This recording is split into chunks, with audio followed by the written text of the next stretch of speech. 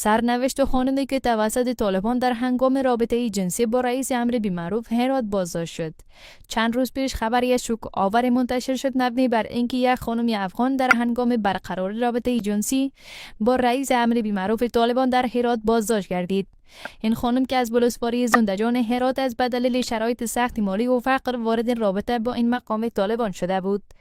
طبق گزارشات منابع خبری پس از بازداشت طالبان این خانم را به محل نامعلوم منتقل کرده و از آن زمان هیچ اطلاعی از سرنوشت او در دست نیست. به گفته منابع تاکنون هیچ مرجع رسمی یا نهاد حقوق بشری نتوانستند سرنوشت این خانم را مشخص کنند و هنوز معلوم نیست که آیا او کشته شده است یا در بازداشت به سر میبرد. این حادثه نشان دهنده وضعیت بحرانی و حقوق بشری در مناطق تحت کنترل طالبان است، جایی که زنان همچنان با تهدیدهای جدی و نقص‌های فاحش حقوق روبرو هستند. فقر، بی‌عدالتی و سرکوب‌های بی‌رحمانه از جمله عواملی هستند که زنان افغان را در معرض چنین خطرات وحشتناکی قرار داده‌اند.